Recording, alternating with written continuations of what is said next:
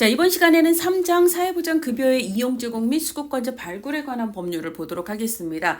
요거는 제가 앞에서 얘기를 했어요. 2014년 12월 30일에 제정이 됐고 2015년 7월 1일부터 시행이 됐다라는 얘기 앞에서 한 2번 정도 말씀을 드렸거든요. 그래서 요거 여러분 기억을 합시다. 이제 이 법이 제정된 계기는 2014년 2월에 송파 세모녀 사건이 발생을 하면서 한 해 내내 사각지대 발굴이 굉장히 큰 이슈가 됐었어요.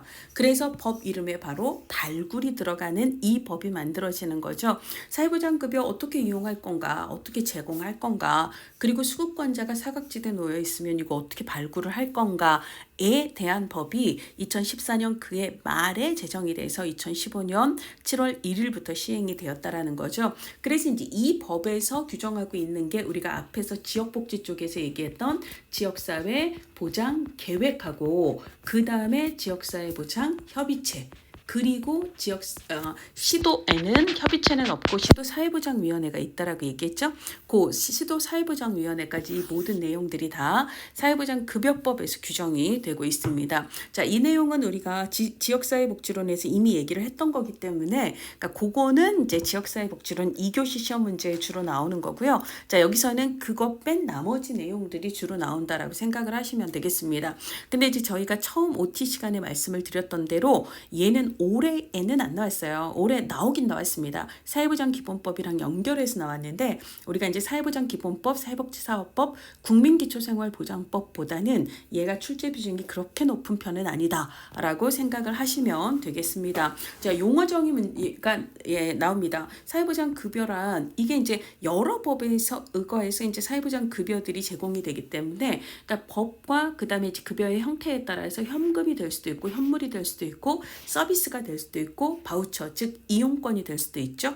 자, 그다음에 수급권자는 급여에 대한 권리를 가진 사람, 그 다음에 급여를 받고 있을 때는 수급자라고 얘기를 하고 급여가 필요한 사람은 지원 대상자라고 이야기를 합니다. 그 다음에 이제 앞서 제가 보장기관 얘기는 이미 말씀을 드렸어요. 그래서 국가 혹은 지방자치단체 혹은 국가기관과 지방자치단체가 우리들의 수급권을 보장하는 기관이거든요. 그러니까 기본적으로 민간의 사회복지기관이나 시설이나 단체를 의미하는 게 아니다라는 걸 보장기관의 의미 꼭 알아두실 필요가 있습니다. 자, 사회보장기본법의 사회보장급여의 기본 원칙을 얘기하고 있고요. 누구든지 자신의 의사에 따라서 신청을 하고 그 다음에 이제 보장기관 즉 국가기관이나 이제 지방자치단체에서는 상담 등의 지원을 충분히 제공할 필요가 있다라고 이야기를 하고요. 그 다음에 누락되지 아니하도록 지원 대상자를 적극 발굴해서 적절한 제공을 받을 수 있도록 노력하라는 등등의 이야기를 하고 있습니다.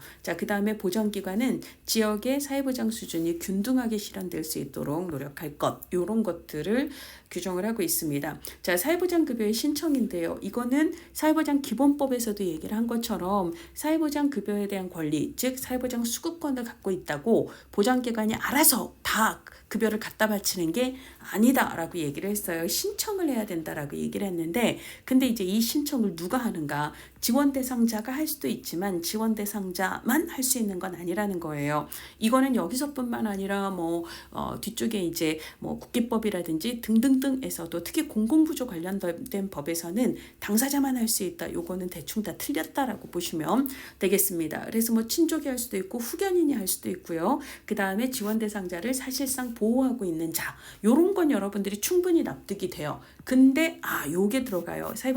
청소년 상담사, 청소년 지도사 등이 이제 사회보장급여를 신청할 수 있다. 그래서 나머지는 여러분들이 충분히 그렇겠지라고 생각할 수 있는데 청소년 상담, 청소년 지도사는 약간 버퍼링이 생길 수 있는 부분이니까 이런 부분은 이분들이 대신 신청할 수 있다. 요거 알아두시고요. 그 다음에 이제 보장기관은 국가기관과 지방자치단체예요. 그러니까 그쪽에 이제 업무 담당자라 하면 공무원을 얘기하는 거예요. 공무원이 직권으로 신청할 수 있다고 사회복지기본법에서도 이미 말씀을 드렸습니다. 이제 원래는 동의를 그 지원 대상자의 동의를 받아서 직권 신청을 하는 건데 근데 지원 대상자가 심신미약이나 심신상실 등 대통령령으로 정하는 어떤 특정의 경우에 해당이 될 때에는 그때는 동의 없이 직권 신청도 가능합니다.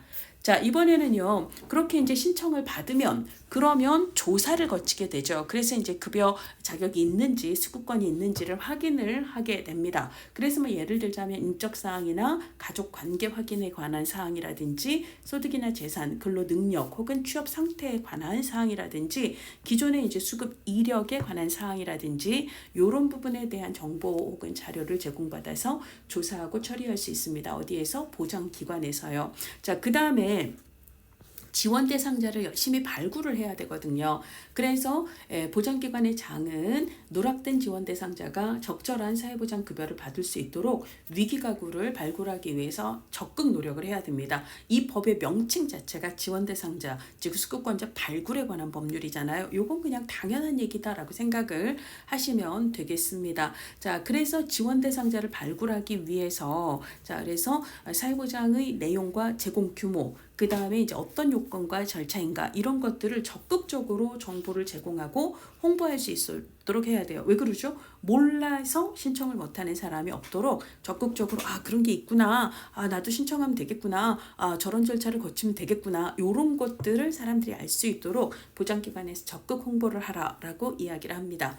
자, 그 다음에 이제 보건복지부의 장은 보건복지부 장관이죠. 자, 보건복지부 장관은 이제 사회보장기본법도 사회보장급여법도 다 보건복지부 소관이거든요. 그러면 어지간한 장관 나오면 당연히 보건복지부 장관이다 라고 생각을 할 수가 있습니다. 그래서 이제 기본적으로 이런 누가 이제 그 지원 대상자인가, 도움이 필요한 사회보장급여를 필요로 하는 사람들을 발굴하기 위해서 국민건강보험료를 3개월 이상 체납한 사람의 가구 정보를 사회보장 정보 시스템을 통해서 처리할 수 있습니다. 우리가 이제 사회보험이 연금도 있고 산재도 있고 그 다음에 고용보험도 있고 노인 장기요양보험도 있잖아요. 근데 굳이 왜 건강보험료가 되냐면 기본으로 국민연금하고 그 다음에 산재하고 고용보험 있잖아요. 자, 얘네들은 교직원이라든지 공무원 등 특수직영연금 대상자들은 빠집니다. 이들은 별도의 법으로 연금이나 이런 보험 처리가 되기 때문에 기본으로 이들은 커버하지 않아요. 자, 그 다음에 그래서 그리고 건강보험 가입자는 자동으로 노인 장기 요양보험 가입자가 되는 거거든요. 그러니까 건강보험 가입자의 정보라는 건 결국 노인 장기 요양보험의 가입자하고 같다라고 볼 수가 있습니다. 그다음에 이제 산재보험이나 고용보험, 아까 이제 특수직격 연금 쪽은 이 세 개가 다 빠진다라고 얘기를 했고요. 그다음에 산재하고 고용 같은 경우는 특히나 사업장의 그에서 근로를 하고 있는 근로자들을 대상으로 하잖아요. 그러니까 그렇지 않은 사람들은 다 빠지는 거예요. 그런데 근로자가 아니어도 들어가는, 그 다음에 교직원이어도, 그 다음에 이제 공무원이어도, 군인이어도 들어가는 게 이게 건강보험이라서 건강보험이 커버하는 대상의 범위가 가장 넓어요. 그래서 이 안에는 이제 특수한 경우 의료급여 수급권자 빼고는 사실 대부분 다 들어가는데, 의료급여 수급권자의 정보도 기본으로 국가가 할 수가 있기 때문에 기본으로 대상자의 범위가 가장 넓은 건강보험료, 이 정보로 대체로 이제 필요한 사람들을 파악할 수 있다라는 거죠. 그래서 이제 3개월 이상 체납한 가구 정보를 처리할 수가 있습니다. 자, 그다음에 이제 발굴 조사를 실시를 해야 되는데요. 우리가 이제 발굴 조사라는 말이 긴급복지지원법에서도 나오고 긴급복지지원법에서도 나오고, 그다음에 지금 이 법이죠. 사회보장급여 이용 제공 및 수급권자 발굴에 관한 법률 해서 사회보장급여법에서도 나오거든요. 근데 그게 그중에 뭐가 먼저 제정이 됐어요?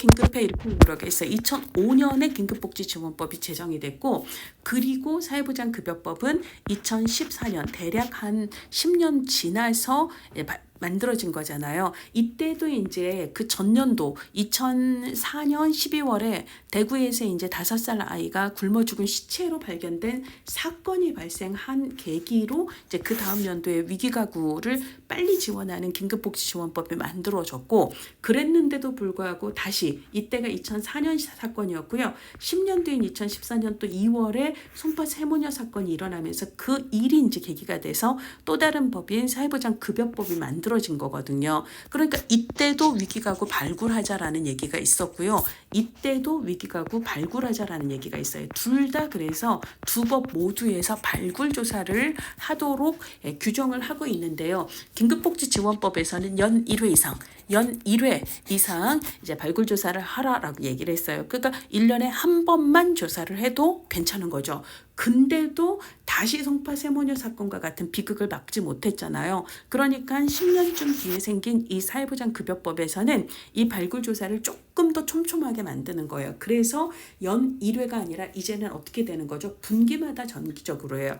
그러니까 이제 적어도 3개월에 한 번씩은 조사를 하도록 했다는 거예요. 그러면 예를 들자면 긴급복지지원법에서 연 1회 이상 이제 연 1회는 기본으로 해야 된다라고 얘기를 했는데 예를 들자면 그래서 내가 7월에 긴급복지지원법에서 규정하고 있는 발굴조사를 7월에 했다고 치자. 그러면 이제 우리가 1, 2, 3 첫 번째 분기, 4, 5, 6 두 번째 분기, 그 다음에 7, 8, 9 세 번째 분기, 10, 11, 12 네 번째 분기, 1, 2, 3, 4 분기가 있는데 이 7월이라는 게 여기 7, 8, 9 여기에 해당이 되잖아요. 그러면 7, 8, 9, 2, 3, 4분기에 그러면 긴급복지지원법의 발굴조사 말고 그 다음에 사회보장급여법에 의한 발굴조사를 별도로 또 해야 되는가? 그렇지는 않다라고 얘기를 하는 거예요.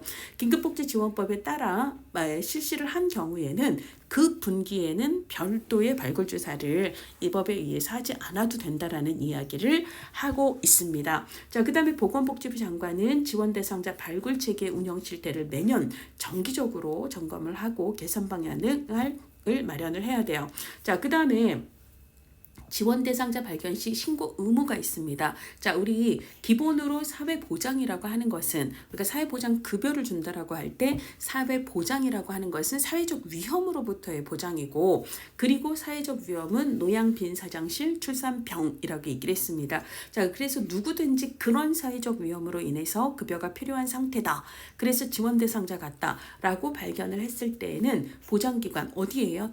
대체로는 읍면동에 있는 행정복지센터가 되는 거죠. 그렇죠? 그러니까 행정복지센터는 읍면동에 있지만 실제로 이제 읍면동을 관할하고 있는 건 시군구라서 보통은 이제 시군구 내에 읍면동에 이제 알려야 되는 거죠. 담당 공무원한테 그런 이야기를 하고 있습니다. 자, 그다음에 이제 이의 신청을 얘기를 하고 있는데요. 아까 우리가 권리구제 얘기를 했습니다. 그렇죠? 권리구제를 사회보험법에서는 건강보험만 이의 신청이라고 얘기하고 나머지 사회보험법들은 심사 청구라고 얘기를 한다라고 얘기를 했습니다.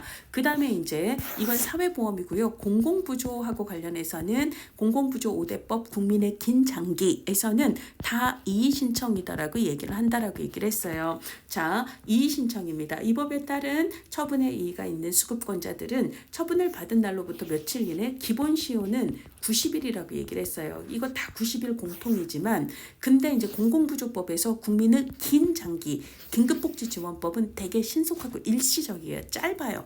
그래서 얘는 90일이 아니라 얘만 30일이 시효라고 얘기했고 나머지는 90일이 시효입니다. 그러니까 이 자리에 뭐 60, 70 뭐 이런 거 오면 틀리는 거예요. 90일 이내에 처분을 결정한 보장기관의 장에게 이의 신청을 할 수 있다라고 규정을 하고 있습니다. 자, 그 다음에 이제 실태조사가 있는데요. 우리가 이제 앞서서 기본계획이나 종합계획이 나오면 국기법에 의한 기초생활보장계획이 3년마다고 그걸 뺀 나머지는 다 5년마다로 암기를 하라라고 말씀을 드렸어요. 그 얘기를 어디서 했었냐면 사회보장기본법에서 사회보장기본계획 보건복지부 장관이 5년마다 수립한다. 그리고 이제 사회보장위원회와 국무회의에서 심의한다. 이 얘기하면서 말씀을 드렸거든요.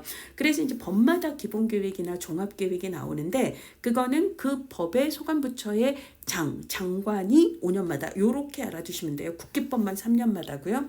자, 그러면 그 외에도 우리가 이제 기본계획이나 종합계획 외에도 실태조사가 또 법마다 많이 나옵니다. 자, 이 실태조사는 거의 대부분 3년마다예요. 그것도 이 법도 그러니까 이 실태조사도 그 법의 소관부처의 장관이 하는 거거든요.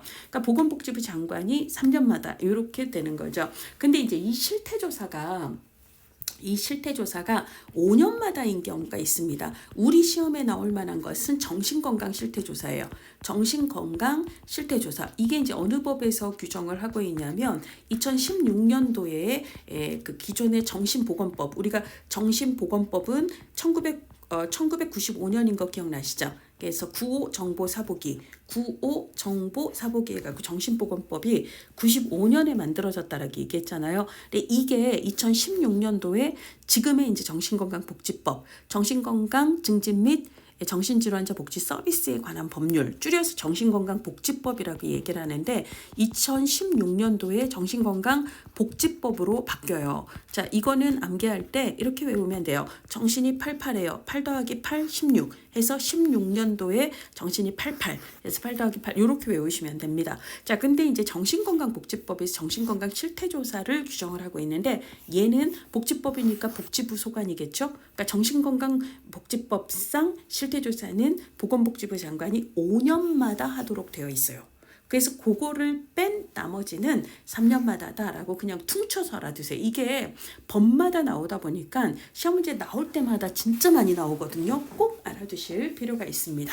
자, 그 다음에 이제 사회보장 정보입니다. 사회 서비스 정보 시스템의 구축 운영인데요. 우리가 앞서서 봤던 사회보장 기본법, 사회보장 기본법에서는 사회 뭐였죠? 보장 정보 시스템이었어요. 사회 보장 정보 시스템. 얘를 우리는 보통 행복 이음이라고 이야기를 하죠. 그렇죠? 얘는 2010년도에 사통령.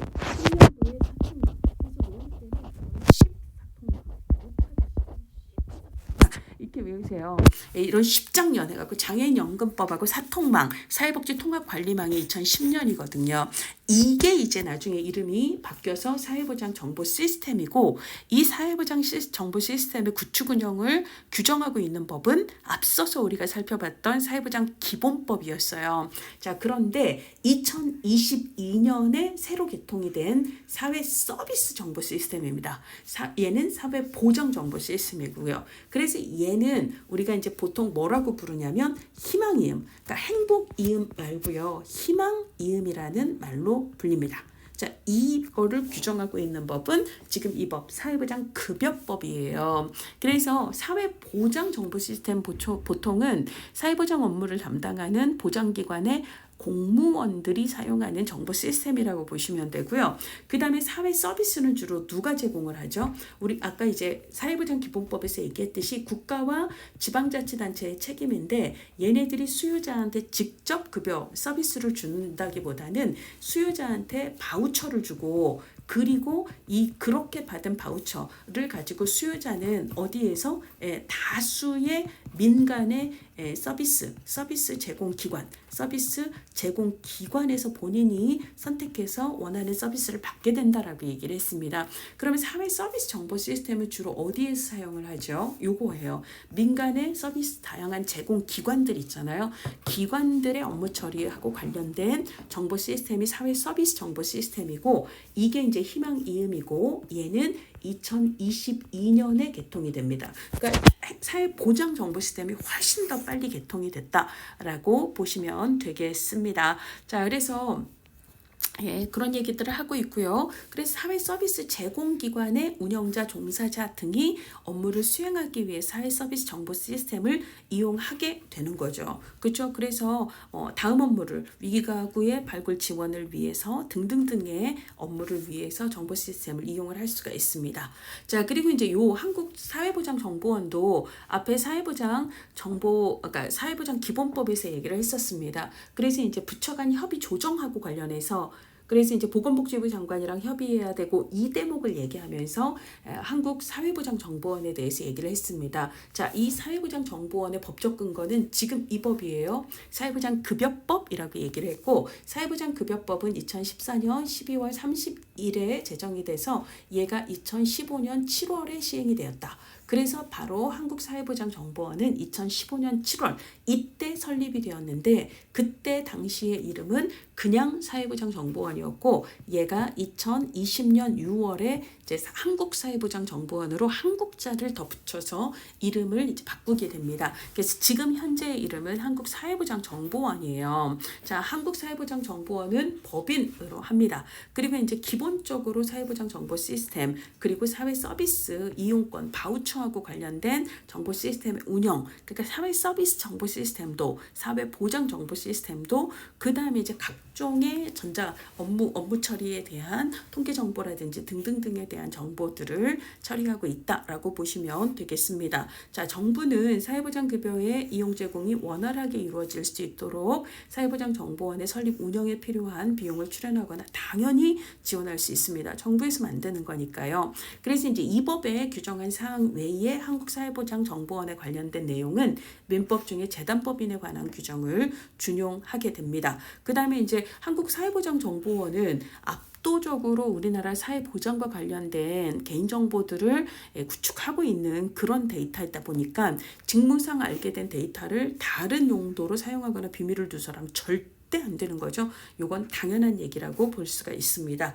자, 이번에는요, 지역사회보장 계획이에요. 이게 이제 우리가 지역사회복지론에서 얘기했던 지역사회보장 계획입니다. 뭐 여러분들은 내용을 읽어보지 않아도 다 아실 거라고 생각을 합니다. 얘는 지역계획이죠. 그래서 032가 시켜서 072가 했다. 그래서 03년 사회복지사업법의 개정에서 이 계획의 수립이 법제화되었고 제1기 계획은 07년에 만들어졌다. 그러고 난 다음에 2015년 7월에 사회보장급여법이 시행이 되기 시작하면서 얘가 지금의 법으로 넘어왔고 이름도 사회보장복지, 그러니까 지역사회 복지계획에서 지역사회 보장계획으로 바뀌었다라는 거 앞에서 얘기를 했습니다. 지자체의 장이라고 하면 시도지사와 시장군수 구청장이 되는 거고요. 각각 4년마다 지역사회 보장계획을 수립해야 되는 거죠. 그리고 수심 보고라고 얘기를 했습니다. 보고 제출이라고 얘기했어요. 순서는 수립을 하고 심의를 하고 의회 보고를 거쳐서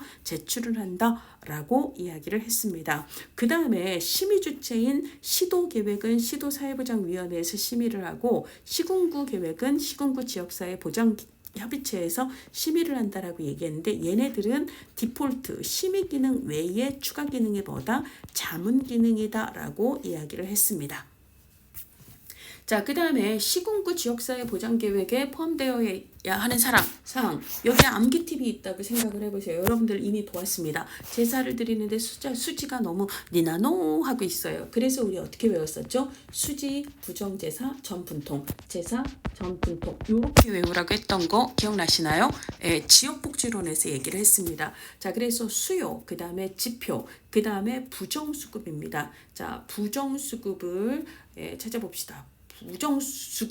부정수급, 부정제사, 제사, 그 다음에 분야별이에요. 분통이에요. 이런 식으로 암기를 하십시오. 수요 측정과 그 다음에 지표, 그 다음에 분야별, 그리고 연계, 그리고 전달체계 사각지대, 재원, 그리고 통계, 부정수급. 이게 꼭 포함이 되어야 한다.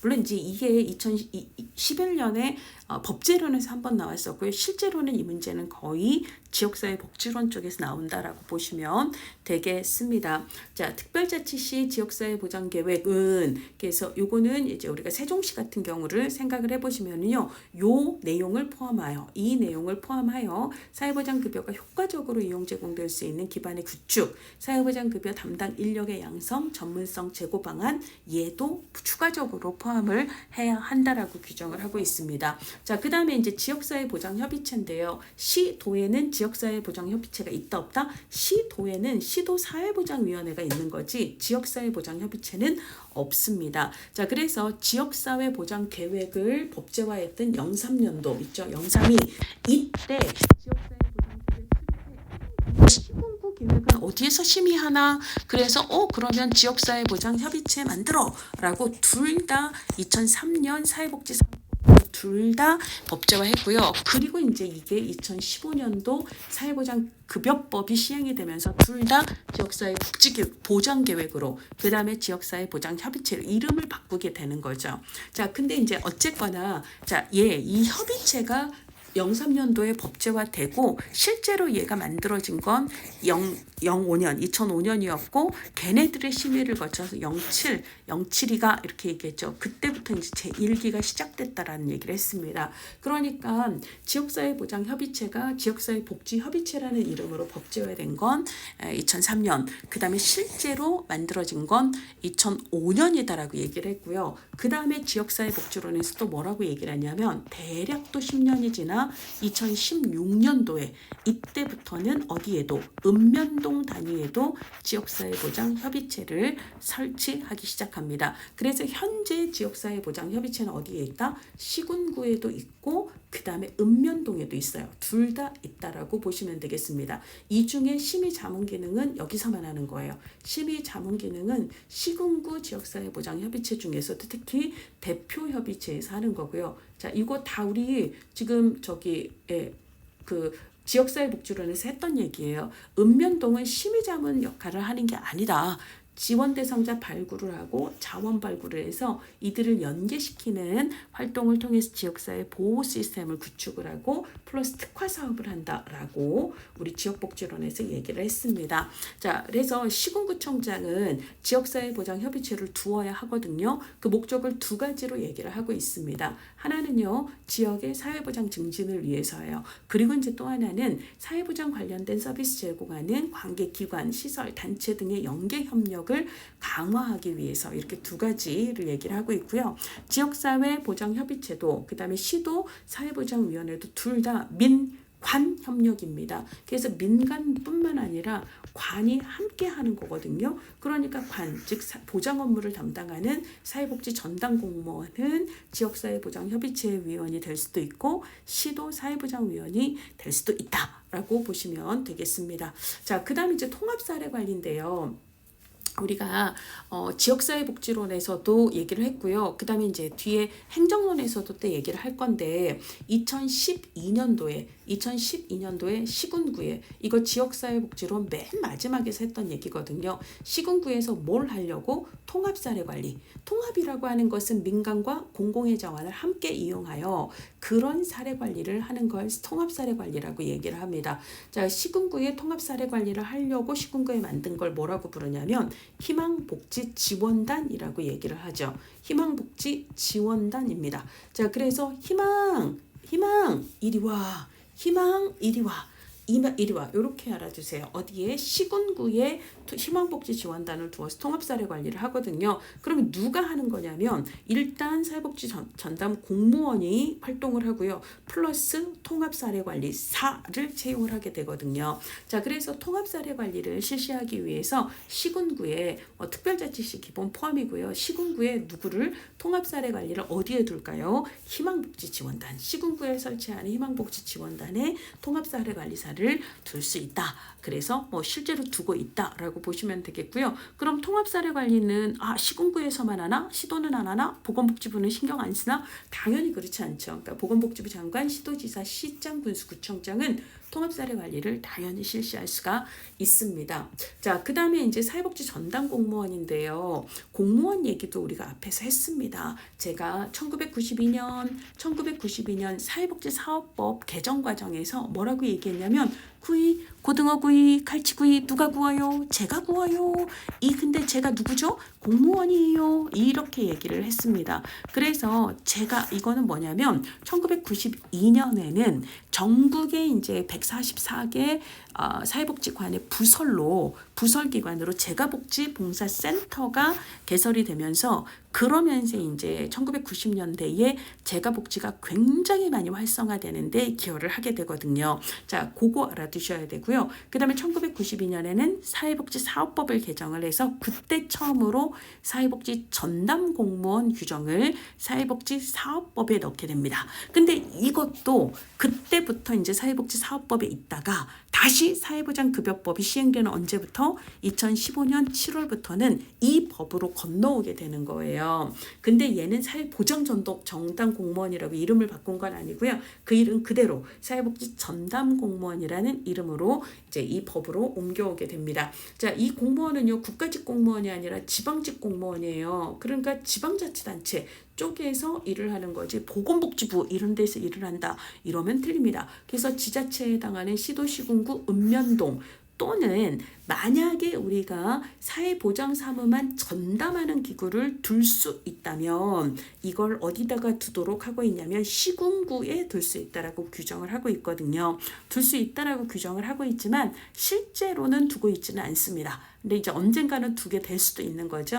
그때 이제 얘도 시군구에 설치하는 지자체단이기 때문에 이쪽에 이제 사회복지 전담 공무원을 둘 수 있는 거고요. 보건복지부 무슨 공단 이런 거는 땡깁니다. 그리고 이제 여러분 아시겠지만 사회복지사 1급이든 2급이든 자격을 소지해야만 전담 공무원이 될 수 있어요. 시험을 통해서. 그다음에 사회복지 전담 공무원의 보수 등에 드는 비용의 전부 또는 일부를 국가가 지원할 수 있습니다. 그리고 시도지사 시군구청장은 지방공무원교육훈련법에 따라서 공무원의 교육훈련에 필요한 시책을 수립 시행해야 합니다. 자, 이렇게 또 우리 사회보장 급여법 이야기가 지나갑니다. 자, 아이고 저도 지쳐서요. 좀 쉬었다가 사회복지사업법 가도록 하겠습니다.